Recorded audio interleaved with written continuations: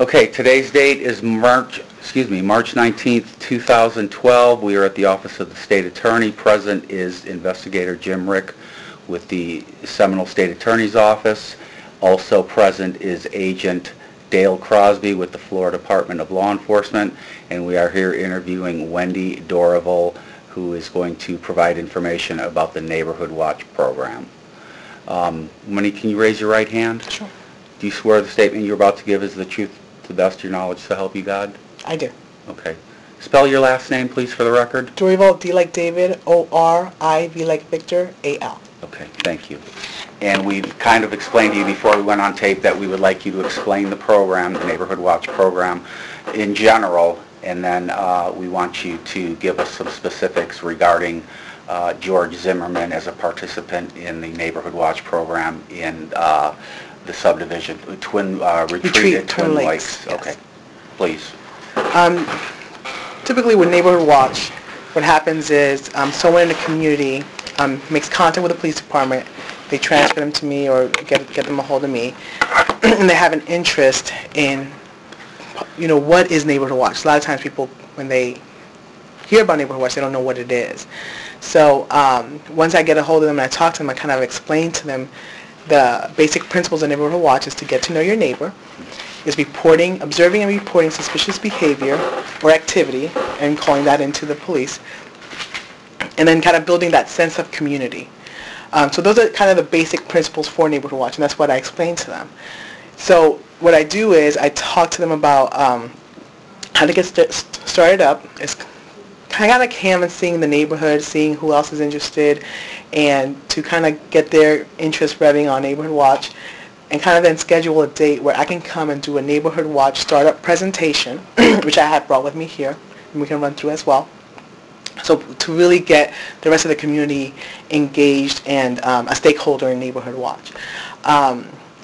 Once they've got the volunteers, we pass out flyers. Sometimes I'll create it for them, because sometimes they can't do that.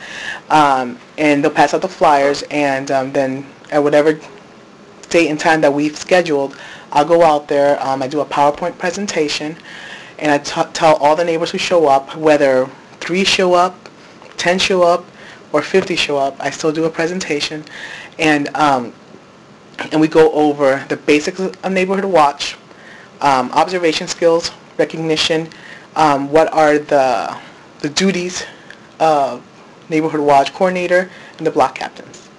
And then once I do that presentation, that's when we kind of recruit for volunteers. Typically, at that point, people have already decided who they want their coordinator to be, or that person has already decided that. Certain cases, HOA sometimes assign people to be the coordinators and say, go with it. But then block captains, because they're going to be in charge of either 1 or 2 blocks, those are people who volunteer to take those positions on. So then once we get that, people interested and wanting to engage and volunteer into these roles, everyone signs in a list that typically the Neighborhood Watch coordinator makes sure, or the liaison at that point, make sure that everyone fills out with their contact information, phone number, and email address, because after that we also create a telephone tree, and we also do an email listing, the coordinators do, so they can communicate information to their neighborhoods, the community in the neighborhood. So once the presentation is over with, and I hand some stuff out, so I'll show you that too, and we talk about being the eyes and ears and just the basics of Neighborhood Watch. We also talk about different crime prevention techniques and burglary prevention. But once that is over, we have a CSA officer there, community service officer who's also there if anybody has questions. Sometimes I invite the investigators to come out because there might be some issues or pending cases that they might want to know about. So I invite them to come out there.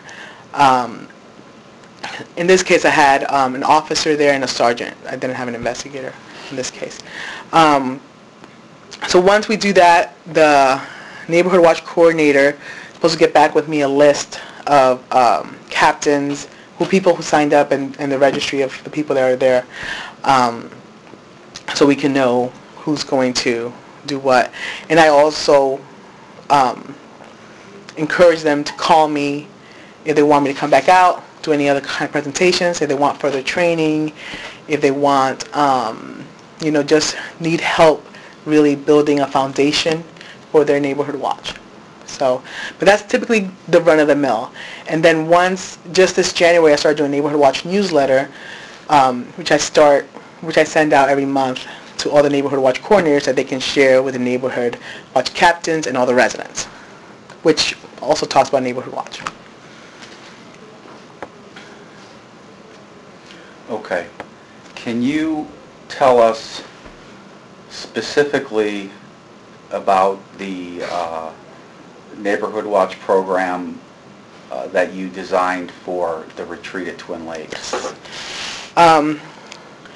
I actually found a copy of one of the coordinator's handbook that I gave to Mr. Zimmerman, because I put retreat at Twin Lakes up here, and I actually found a copy in my office, so I made 2 copies, and I gave him one. So I put that in here as well. But I gave it to him, and there's good 20-something pages of information and forms that he can use here. But my PowerPoint, which is here, is pretty much what I go through. It doesn't have notes because they're kind of cues for me. I say what's on the slide, and it cues me to say more, and But then, before I even go into my presentation, my biggest goal is to let the neighbors introduce themselves. And what I do is tell me who you are.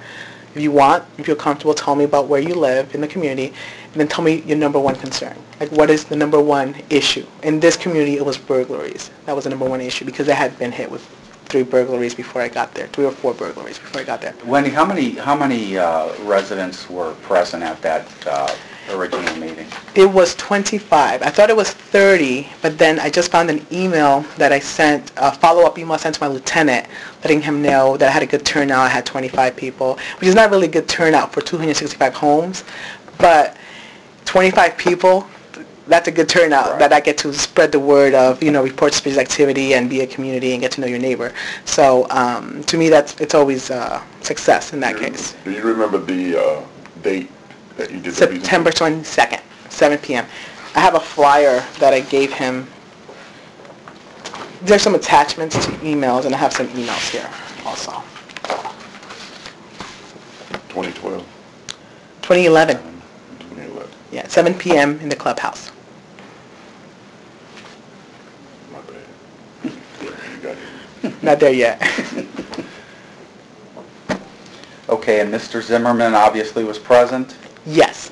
Mr. Zimmerman was present. The HOA president, Don O'Brien, was present. And I think she was a secretary because she did the newsletter for the HOA. She was also present, but she was also on the board. And I don't remember her name.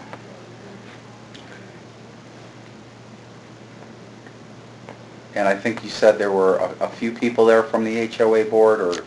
Yeah, because I think she was from the HOA board, and then Zimmerman, I think he was just a volunteer, but wasn't really on the board itself. And then Don was, but I think there was other people there, but they didn't identify that. Okay.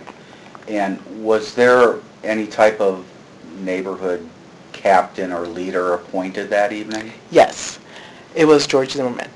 Okay. Was he named the captain or the Coordinator. Okay. Yes, that's one thing that the news media keeps saying, calling him a captain. But a captain would be a block captain. It would only, encompass so many homes. He was a coordinator for the whole community. He was the liaison. He was the contact with the police department. He was the one that if his block captains wanted more training or anything else, he would have to contact me. Okay. So we usually have a coordinator. So the block captains would fall under him? Yes. Okay. Okay. In the policy that you have there, is it the policy of the Neighborhood Watch program to, if they see a suspicious person or something going on, is it their policy to confront those people? Not at all. Actually, during the whole presentation and in the manuals, the coordinator handbook, It says you don't approach them, you don't make contact, no confrontations, don't try to get into a physical altercation with them. I mean, you kind of see that kind of wording everywhere. Pretty much what we tell them is, you're the eyes and ears. That is your position. You are the extra eyes and ears for the police department. And you just observe and report, And there's even a slide here that talks about not being the vigilante police. Not the vigilante police. Work with the police, be our eyes and ears, report suspicious activity. And we go through it. I mean, it's repeated several times. We say the opposite of what you're asking. We tell them not to get into any kind of confrontations. Okay. Did Mr. Zimmerman, prior to this incident, had he ever called you and reported any issues as far as crimes occurring in the neighborhood and things like that? Not specifically, but he did contact me through email, and I have it right here. And it was in October. October 2nd, he sent me an email wanting to know, he says, I understand a suspect was arrested in the home invasion case that occurred in my neighborhood. Is that information correct? So I was out of the office, and I had told him I'm out of the office, but my volunteer will look into it. She wasn't able to look into it, so once I got back, I talked to the investigator who was investigating that case, and she told me that I could tell him that they have identified a suspect, but they haven't been able to locate him. And that's what I kind of tell him in this email, so you guys can have that. But yeah, that's the contact that I've had as far as he had any issues. In that email, I also asked him if he knows what the process is with the board in reference to rental units, because at the initial startup meeting, there were some homeowners who were concerned about the rental units because they felt that the rental units were bringing bad activity to the community. So what I told them is, one thing that I could do is work with the HOA to maybe establish some protocol to do different kind of backgrounds and different kind of, just helping them with the interview process, the whole application process. But I never got a response about that from him. So there, it's in there. And then that was the last email I got from him. So I didn't get any other emails saying, hey, there's this going on, nothing like that. Did you receive any correspondence, telephone calls, emails from any of the residents? No. No. And nothing indicating that they were upset with him or they didn't think he was doing what he needed to do or anything like that? No, nothing. I didn't get anything from the HOA president or anyone in the HOA or any one of his neighbors saying any bad comments about him or saying, hey, something's going on here that shouldn't be happening. No one contacted me about that community. Okay. As the coordinator, Zimmerman being appointed the coordinator, what was his duties and responsibilities, and what did you tell him his responsibilities as a coordinator was? As a coordinator, he is the liaison to the police department. So instead of the police department getting 8 different calls from that same community, if someone in his community has a concern, now this is not for specific activity, this is just for like concerns or education, okay, that they will go through him, And that's one of his responsibilities. Another thing is to pass out information, if there's crime prevention information, or if it's a neighborhood watch newsletter, pass that out. If there's new block captains coming on, then getting them brought into the neighborhood watch philosophy, getting them involved in that, and also getting new neighbors involved in neighborhood watch. So constantly also recruiting homes into getting into the philosophy of neighborhood watch. Did he ever provide you with any information as related to block captains or coordinated people that he had recruited? No, and actually I got an email here that I sent to one of my lieutenants. And it was just a follow-up. It was the day after the event. And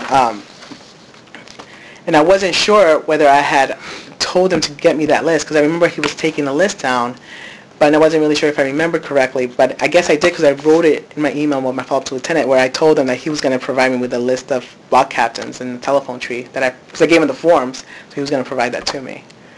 But he never did. So we don't know if he actually had block captains? Exactly. Okay, what's the policy on firearms in Neighborhood Watch? No firearms at all.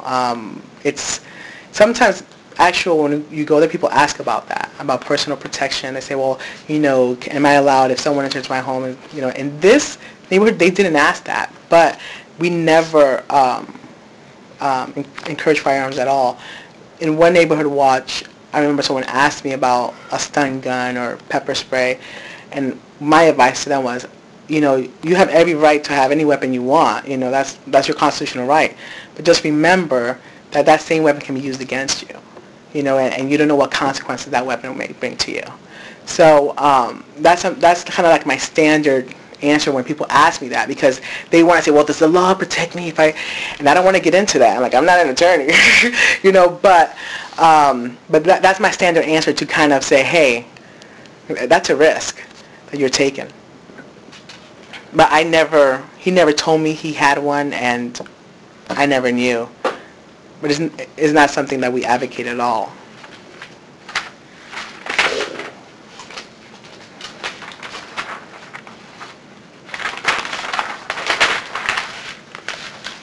So again, the policy is for them just simply observe and report. Observe and report. Not follow, not No, obviously never. carry a firearm. No. And confront individuals on the property. No, not at all.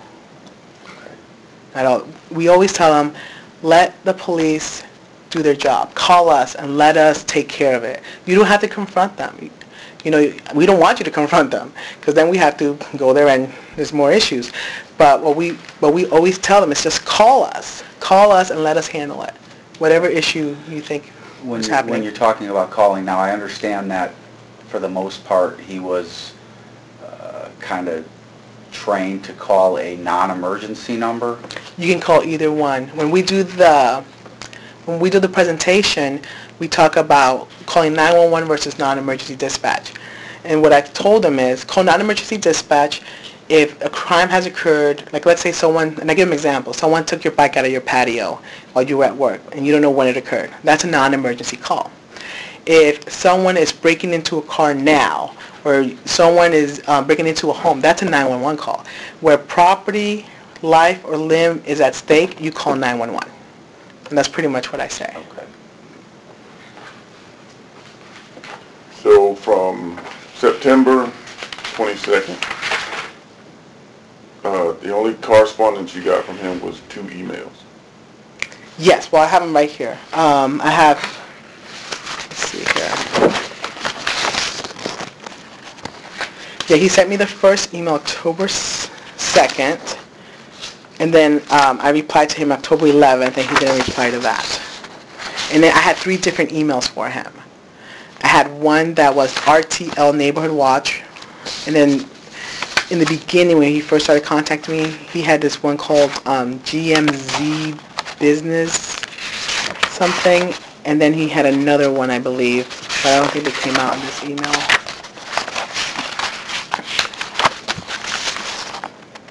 GMZbusiness@hotmail.com. All right. Just for clarification, on the first email you got from me, what was it in reference to? Before the Neighborhood Watch meeting? I have some emails from before the presentation as well. Okay. Yeah, what were those? Okay. So here, let me get it. So the first few emails that we sent was I was doing the flyer for the Neighborhood Watch. So one that says, hey, I prepared the flyer, and here's the attachment to it.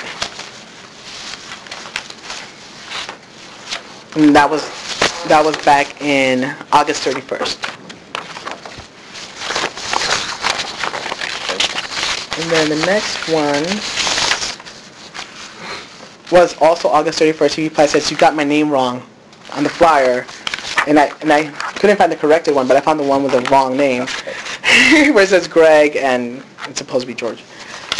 And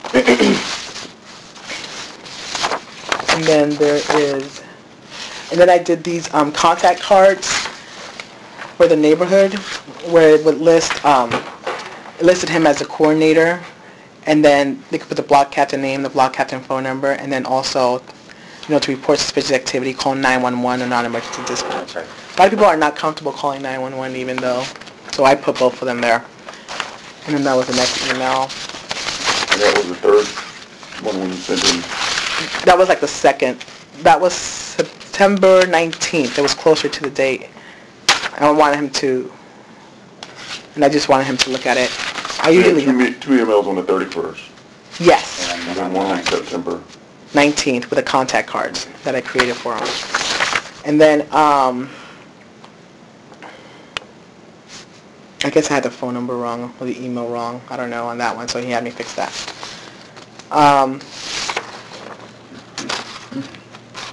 And in this email, there's other talk in here because one of his neighbors called me wanting to report a suspicious person because they got the flyer, so they had my name there, so they called me to report a suspicious person in the neighborhood. And so I had to forward it to dispatch. So I kind of put in here, hey, I'll go over when to call 911 versus non-emergency on presentation day. So that's one of the emails in there.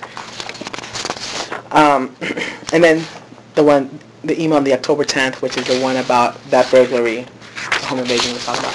But I printed them all here. You guys can take this. He did send, before this presentation, he sent an email to the chief, a glowing email about me, because he had just talked to me a few times about just how responsive I've been, and how he made a comment, and I couldn't find it. I don't know if maybe it was the chief forwarded to me or how it was sent, but how responsive I had been and how he was, because he was upset with the police department the way they handled the Collison case. So he sent me that. He said that, he just sent a glowing letter to the chief about me. So, okay. But, and then that one, I thanked him for his kind words, but I couldn't find that email. Okay, so the initial meeting was December 22nd at 7 p.m. at the clubhouse, right? Yes. Now, I may have missed something. Were there any meetings after that? No. Okay. Not at all. Just the email correspondence and things like that? Yeah. And in my packet, this folder here with this pen is actually the packet I give to all neighborhood watches. So this is what they get. They get my business card. They get how Neighborhood Watch program works. They get this card on crime mapping so they can look at their own statistics. They get a burglary prevention guide as well. And then, actually there's a piece of paper here missing. Here's some more. I have some more here. Some Neighborhood Watch handouts. There's this brochure on crime prevention topics I can talk about. So if they want me to come back into their neighborhood, we can talk about these things. And yeah, so everything that's in this handout part. And these are my copies, Wendy? Yeah, I didn't make any copies of this, but... Do you need me to just make copies, or can I have all of this? Or is this all original stuff? This is not original stuff. I can Okay. make more copies of this. Okay, I would appreciate that. Yeah, because the only original one that I have is this. This is what I made a copy of, the coordinator's handbook. This is what I made a copy of. I guess I had made 2 copies, one for him and I forgot to. Okay. So, but this is what, like right here, it's already on the second page. What you will not do is get physically involved with any activity, report, or apprehensions of any suspicious persons. This is the job of the law enforcement agency. Okay. And here's some references that you guys talked about. A lot of the references for the National Sheriff's Association, the references are there.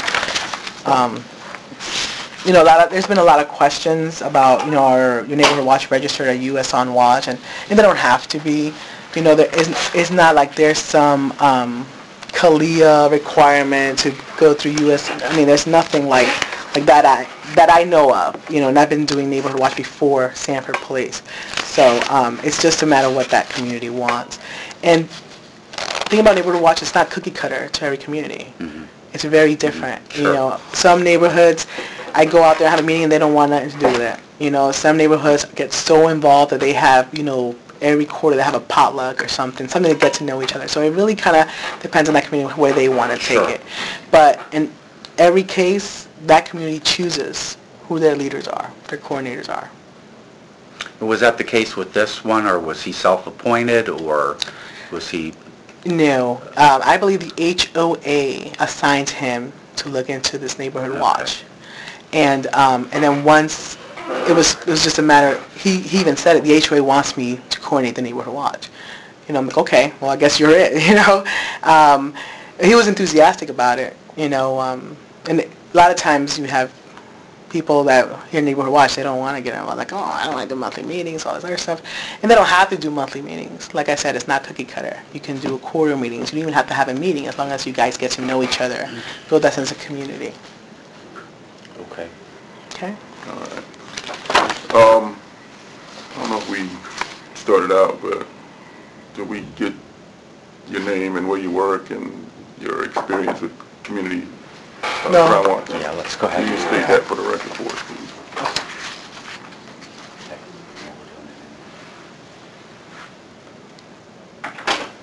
I've worked for the Sanford Police Department since March 3rd, 2008. I think I just completed my 4 years. Yes, 4 years with Sanford Police Department as a volunteer program coordinator. Now the volunteer program, and this is the thing, they're mixing it up, is completely different from Neighborhood Watch.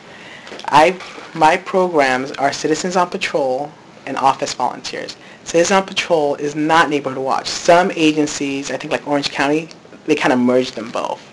They're separate for us.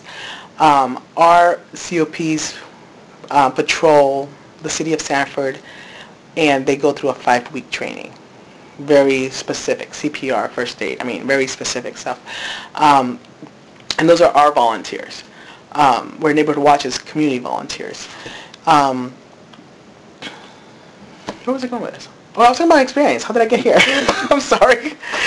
But that's what I do. Recently, in August, I believe, the chief, who just came in, I think in April, assigned me to do crime prevention. There's no one doing crime prevention. And I had prior experience doing crime prevention. So he said, Wendy, can you take on crime prevention? And I said, sure, okay. Didn't get a pay raise, but sure. I love crime prevention. I really believe in it. I believe in Neighborhood Watch. So I said, yeah, I'll do it, And I actually insisted I should do it, because you don't have anyone else here that can. Previously, they had people in that role, but they would come to me for information. So it's almost like, well, I'm already kind of doing it. So why not, why not just put me in a position, And so that he put me through the training, because I said, well, if I'm not going to pay, at least put me through the training, get me Attorney General accreditation or certification. So so that's kind of my experience there. But I pretty much I've had my finger in it ever since, because as soon as I started, always people needed some help with it, and I've always helped them with it. Before that, my experience with crime prevention was I was with the Hillsborough Police Department in Oregon for about a year as a crime prevention specialist. And I did that for a year. Specifically, I did neighborhood watches in Spanish, because it was mostly 22% Hispanic there. And I did that for a year. Before that, I was as an admin assistant for the Washington County Sheriff's Office, also in Hillsborough, Oregon. And I started working in 1998 to 2004. And the last, I think, 3.5 years, I was working in the crime prevention unit. I started in records. I was working in the crime prevention unit where someone mentored me. And I went to every single one of their presentations, and I learned how to do crime prevention. And they had me go out there and do it. And of course I wasn't getting paid for that. So when Hillsborough came open, I took it. But that's how I got my experience. So.